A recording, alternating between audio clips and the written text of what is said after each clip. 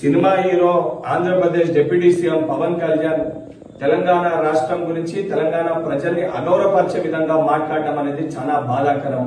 గతంలో సినిమాలు ఆడేటప్పుడు తెలంగాణ రాష్ట్రం అంటే నాకు అపారమైన ప్రేమ ఉంది, అపారమైన గౌరవం ఉందని మాట్లాడిన నువ్వు ఈ రోజు ఆంధ్రప్రదేశ్ కి డిప్యూటీ సీఎం కాగానే మతి స్థిమితం కోల్పోయి నీ స్వార్థ రాజకీయాల కోసం తెలంగాణ రాష్ట్రం గురించి ఈ రకంగా మాట్లాడడం అనేది చాలా బాధాకరము. నువ్వు నిజంగా నీకు సిగ్గుంటే నువ్వు మాట్లాడిన మాటలకి కుటుంబ సమేతంగా తెలంగాణ రాష్ట్రాన్ని విడిచిపెట్టి వెళ్లి ఆంధ్రప్రదేశ్ లోనే ఉండు. నువ్వు కనీసం సోయి లేకుండా తెలంగాణ ప్రజలు అత్యధిక నీ సినిమాలు చూసి నేను గౌరవిస్తుంటే బలుపుతో ఈ రోజు తెలంగాణ రాష్ట్రం గురించి ఈ రకంగా మాట్లాడడం అనేది చాలా దురదృష్టవశాతము. నువ్వు ఇదే రకంగా నీ వైఖరికి నువ్వు తెలంగాణ ప్రజలకి తెలంగాణ రాష్ట్రంలో ఉన్న ప్రతి ఒక్కరికి క్షమాపణ చెప్పకపోతే తెలంగాణ రాష్ట్రంలో నీ సినిమాలు ఆడనివ్వము. నువ్వు రేపు పొద్దున తెలంగాణ రాష్ట్రంలో తిరుగుతే నిన్ను పరిగెత్తించి తెలంగాణ రాష్ట్రంకి వెళ్లి కూడా తెలంగాణ యువత తెలంగాణ ప్రజలు తరిమి కొట్టే పరిస్థితి ఏర్పడుతుందని చెప్పి పవన్ కళ్యాణ్ హెచ్చరిస్తున్నా. ఇప్పుడు వాస్తవానికి ఎవడన్నా పోయించండి హైదరాబాద్ నుంచి వెళ్ళాడికి తగిలితే వాళ్ళ దృష్టి ఎక్కడ తగులుతుంది, కానీ ఆడికి పోనే దృష్టి ఎక్కడ తగులుతుంది, ఏం తెలియదు. ఇక అటువంటి వాళ్ళు ముఖ్యమంత్రులు ఉప ముఖ్యమంత్రులు అవుతున్నారు. ఏం చెప్తాం మరి మనం? మాట్లాడేటప్పుడు ఓ నాలుక కంట్రోల్ లేకుండా బుర్రకు పని పెట్టకుండా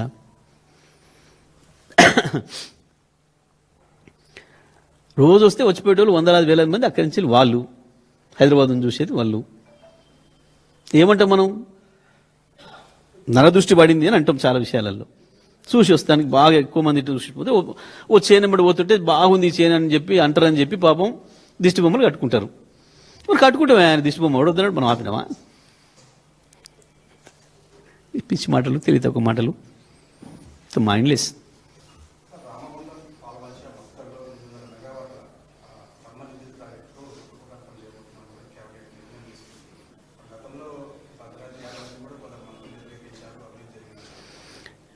వీళ్ళు ఒక మాట చెప్పాలంటే అజ్ఞానులు, మూర్ఖులు.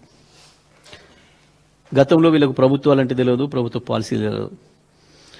ఎంతసేపు బిచ్చం అడుక్కున్నట్టు పైరలు చేసేసి కాలేలు పట్టుకొని బీఫామ్లు అడుక్కొని ఎమ్మెల్యేలు అయిన బాపతులు వీళ్ళు.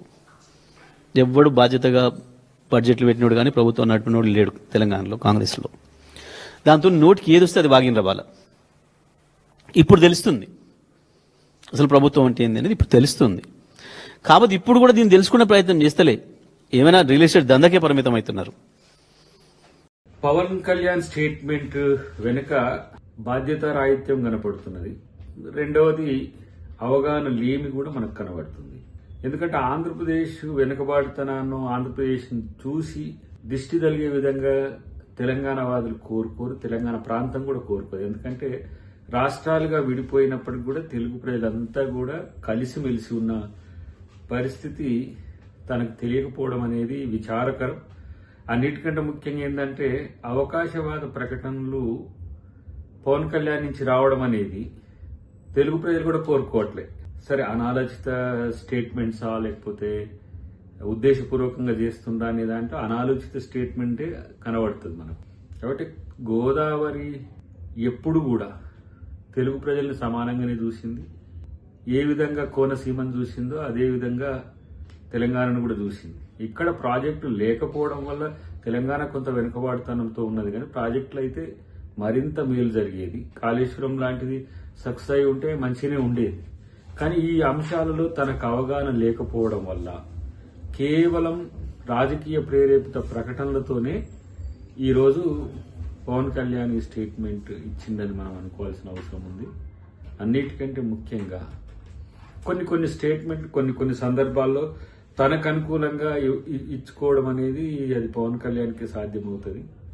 కానీ ఆంధ్ర తెలంగాణ ప్రజల మధ్యన చిచ్చు పెట్టే విధంగా భారతదేశంలో ఏ నాయకుడు ఆ స్టేట్మెంట్ ఇచ్చినా ఈ తరహా వ్యతిరేకత వస్తుందనేది ఊహించి ఉండకపోవచ్చు. కానీ ఏదో ఫ్లోలో తనున్న నియోజకవర్గంలో మాట్లాడేటప్పుడు మాట్లాడుతున్నది ఒక డిప్యూటీ సీఎం హోదాలో మాట్లాడుతున్నాం అనేది కనుక గుర్తుండే ఉంటే ఇలాంటి ఒక నెగ్లిజెంట్ స్టేట్మెంట్ వచ్చేది కాదు. ఇది తెలుగు ప్రజలు ఎవరు కోరుకోరు, తెలంగాణ ప్రజలు కూడా ఎవరు కోరుకోరు. కాబట్టి ఏదేమైనప్పటికీ కూడా కొంత మెచ్యూరిటీ లెవెల్స్ మరింత పెంచుకుంటే ఇంకా బాగుంటుంది. లేకపోతే ఎవరినో సాటిస్ఫై చేయడానికో, మనం ఉన్న చోట ఉన్న వాళ్ళని సంతృప్తి పరచడానికో, లేకపోతే మనం మద్దతు ఇచ్చిన వాళ్లకు అనుకూలంగా ఉండడము అనేది ఇది అవకాశవాద రాజకీయమే అని అనిపిస్తుంది. కాబట్టి ఏదేమైనా కూడా వాస్తవానికి చెప్పాలంటే తెలంగాణకు వచ్చి తెలంగాణ పాట, ఆంధ్రాకి వెళ్ళిన తర్వాత ఆంధ్ర పాట, తర్వాత ఇప్పుడు బీజేపీతో అనుకూలంగా ఉంటే బీజేపీ పాట, టీడీపీతో అనుకూలంగా ఉన్నప్పుడు టీడీపీ పాట, ఇట్లా ఏ పాట ఆ పాట నేర్చింది కాబట్టి కొంచెం తను బతక నేర్చిన పాట పాడుతున్నట్టుగా భావించాల్సిన అవసరం ఉంది. కాబట్టి దీన్ని ఎవరు తెలుగు ప్రజలు పట్టించుకోవద్దని మేము అనుకుంటాం. పవన్ కళ్యాణ్ తెలంగాణ పవన్ కళ్యాణ్ కోనసీమ పచ్చగా ఉండడం వల్లనే ఇదే కారణమైందని రాష్ట్ర విభజన ఉద్యమం జరిగినప్పుడు కానీ రాష్ట్ర రాజకీయాల్లో ఆయన లేడు కాబట్టి రాజకీయాలు ఎక్కువ తెలియదు కాబట్టి బహుశా రాజకీయాలు తెలియక మాట్లాడి ఉండొచ్చు. కోనసీమ గురించి తెలంగాణ ఉద్యమం జరగలేదు, తెలంగాణ రాలేదు. హైదరాబాద్లో వచ్చిన ఇన్కమ్ కానీ ఆంధ్రప్రదేశ్ ఏర్పడ్డ తర్వాత ఎప్పుడు కూడా మెజార్టీపై మైనార్టీ అంటారు చూసినా ఆ విధంగా 175 మంది శాసనసభ్యులు వాళ్ళు, మిగిలిన 119 మేము. సో తెలంగాణ మావాడు ఎప్పుడు ముఖ్యమంత్రి అయినా 2 ఏళ్ళు కూడా ఉండనీయలేదు. ఆ విధంగా హైదరాబాద్లో వచ్చిన ఇన్కమ్ కానివ్వండి, తెలంగాణ ప్రాంతానికి రావాల్సిన నిధులు, నీళ్లు, నియామకాలు అన్యాయం జరిగిందని చెప్పి ఉద్యమాలు జరిగి ఆ రోజు 369 మంది ప్రాణాలు పోయి మలిదశ ఉద్యమంలో 11 మంది చనిపోతే సోనియా గాంధీ చూడలేక తెలంగాణ డిమాండ్ ఇది, తెలంగాణని ఆంధ్ర పాలకులు ఎటు కూడా మెజార్టీ ఎమ్మెల్యేలు ఉన్నదని చెప్పి అన్యాయం చేస్తున్న అన్ని రంగాల్లో. ఉదాహరణకి ఒకటే చెప్తాం మీకు, నేను ఒక తెలంగాణ ఉద్యమకారునిగా, తెలంగాణ కోసం మంత్రి పదవి వదిలిపెట్టిన వ్యక్తిగా, నేను చిన్నప్పటికే ఎన్ఎస్వై యూత్ కాంగ్రెస్లో ఉన్నా, రాజశేఖర రెడ్డి అడ్డం పడ్డప్పుడు కూడా నేను ఎదురించిన కిరణ్ కుమార్ రెడ్డి గారు తెలంగాణ అడ్డం పడిన కూడా నేను తెలంగాణ కావాల్సిందని చెప్పిన వ్యక్తిని. ఆ రోజు మీరు చూసిండ్రు, ఒక హైదరాబాద్ తప్ప, హైదరాబాద్ అంటే ఇక్కడ అన్ని రాష్ట్రాల వాళ్ళు కాస్మోపాలిటన్ టౌన్, ఆంధ్ర పాటు అన్ని దేశంలో అన్ని పాటు. కానీ ఒక్క సిటీ చెప్పండి, వరంగల్, నిజామాబాద్ కానీ అలాంటి పెద్ద పట్టణాలు కూడా కనీస సౌకర్యాలు, అండర్ గ్రౌండ్ డ్రైనేజ్ కానీ, ఇండస్ట్రీస్ కానీ ఎక్కడ లేకపోవడం. ఒకవైపు హైదరాబాద్లో వచ్చిన ఇన్కంతో విజయవాడ, విశాఖపట్నం, కాకినాడ, రాజమండ్రి, కర్నూలు, కడప, మీరు ఒక్కొక్క సెంటర్ చూడండి ఆ విధంగా ఎట్లా డెవలప్ చేసుకున్న వాళ్ళు. ఆదాయం ఏమో హైదరాబాద్ది, అభివృద్ధి ఏమో ఆంధ్రాది. ఉద్యోగాలేమో వస్తే తెలంగాణకి అన్యాయం చేసి ఆంధ్ర వాళ్ళకు ఉద్యోగాలు ఇవ్వడం. నీళ్ళు వస్తే పోతిరెడ్డిపాడుని డ్రింకింగ్ వాటర్ పేరు మీద ఎన్టీ రామారావు 11,000 క్యూసెక్స్ అంటే దాన్ని 44,000 రాజశేఖర రెడ్డి చేస్తే, జగన్మోహన్ రెడ్డి గారు 88,000 చేస్తే, ఇవాళ కేసీఆర్ మన చంద్రబాబు నాయుడు గారు 12 టీఎంస్ ఒకరోజు 12 టీఎంస్ డ్రా చేసే విధంగా, దక్షిణ తెలంగాణ ఎండబెట్టే విధంగా ఒకవైపు కృష్ణానదిలో మోసం జరిగింది. అక్కడ మనకచెల్ల పేరు మీద మళ్ళా మోసాలు జరుగుతున్నాయి. ఇవన్నీ జరగకూడదనే తెలంగాణ రాష్ట్రం ఏర్పాటు చేసింది. ఆ ఏర్పాటులో సోనియా గాంధీ ఆంధ్రప్రదేశ్లో ఒక్క వార్డు మెంబర్ కూడా లేడు మా పార్టీకి.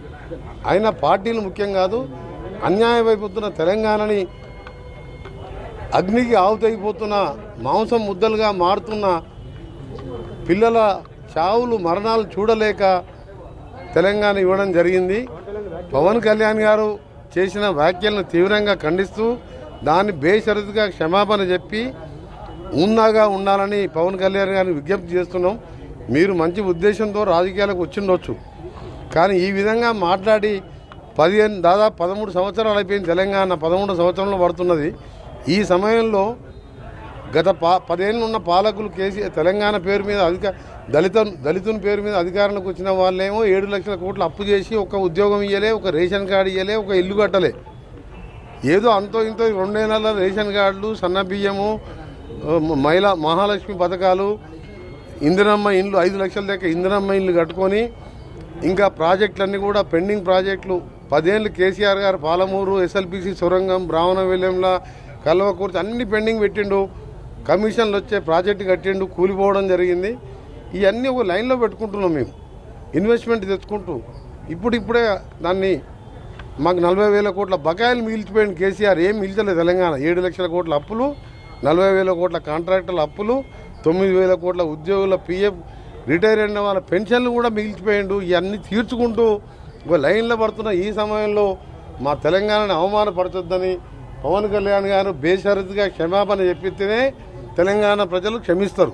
సార్, నైజాంలోనే చిరంజీవి ఫ్యామిలీ సినిమాలు ఎక్కువగా వాడుతుంటాయి. వాళ్ళే ఇక ఇప్పుడు దాన్ని క్షమాపణ చెప్పకపోతే ఎవ్వరు కూడా చిరంజీవి గారికి సంబంధం లేదు. Chiranjeevi is a super man. ఆయన ఎప్పుడు కూడా వివాదాలకు దూరంగా ఉంటారు. కానీ పవన్ కళ్యాణ్ కొత్తగా రాజకీయాలకు వచ్చి డిప్యూటీ సీఎం కాగానే తెలిసి తెలియకనే మాట్లాడిండో, మరి కావాలని తెలంగాణ వాళ్ళని అవమానపరచాలనుకుండో ఏమనుకుండో, కానీ దానికి క్షమాపణ చెప్తే కనీసం ఆయన సినిమా 1-2 రోజులన్నా ఆడుతుంది. చెప్పకపోతే ఎక్కడ కూడా తెలంగాణ థియేటర్లలో సినిమాలు రిలీజ్ కావు. సినిమాటోగ్రఫీ మినిస్టర్గా నేను చెప్తున్నా ఈ మాట. ఎందుకంటే అంత బాధలో ఉన్నారు ఆయన స్టేట్మెంట్ విన్నంగా. మరి మాకు 60 ఏళ్ళు ఎట్లా మేము భరించినాం? ఎంత ఇప్పుడు వాళ్ళ దిష్టి కాదు, వాళ్ళు చేసిన ద్రోహంతో తెలంగాణ వాళ్ళు ఎంత అన్యాయం అయిపోయినాం. 60 ఏళ్ళు ఫ్లోరైడ్ నీళ్ళు తాగినాం మేము. ఆఖరికి మన రాజశేఖర రెడ్డి గారు వచ్చిన నేను ఒత్తిడి చేసి 11 రోజులు దీక్ష తీసుకొచ్చి అసెంబ్లీలో ఫ్లోరైడ్ నీళ్ళు తీసి స్పీకర్కి చెప్పిన, చంద్రబాబు నాయుడుకి చెప్పిన, బాబు గారు ఈ తెచ్చిన వాటరు 1 గ్లాస్ తాగండి ఎమ్మడే నీకు వామిటింగ్స్ అవుతాయని చెప్తే 11 రోజులు దీక్ష చేస్తే రాజశేఖర రెడ్డి గారు వచ్చిన 600 కోట్లు ఇచ్చి కృష్ణా నీళ్ళు తెచ్చుకున్నాం. ఇప్పుడిప్పుడే బాగుపడుతుంది తెలంగాణని. ఇన్వెస్ట్మెంట్ పేరు మీద ఇవాళ ఔటర్ రింగ్ రోడ్ కట్టుకున్నాం. దాన్ని అమ్మేషన్ పోయిన ఆయన తెలంగాణ ఆయనే. ఇలా రీజనల్ రింగ్ రోడ్ కట్టుకుంటున్నాం. శ్రీశైలంకు 7,000 కోట్ల రోడ్ వేసుకుంటున్నాం. Hyderabad Vijayawada 8 lens Pratt green field వేసుకుంటున్నాం. ఇవన్నీ చేసుకుంటున్నాం. ఈ సమయంలో పవన్ కళ్యాణ్ మాట్లాడడం మాత్రం నాకు ఒక తెలంగాణ వాదిగా చాలా బాధ వేసింది. బేషరతుగా క్షమాపణ చెప్పాలని. హలో, తెలుగు రాజ్యం ఛానల్ చూస్తున్నారా? సామాజిక, రాజకీయ, జీవన చిత్రణే తెలుగు రాజ్యం. అతిశయోక్తులు, అసత్యాలు ఉండవు. రాజకీయ కోణం కాదు, ప్రజా కోణమే కొలబద్ద.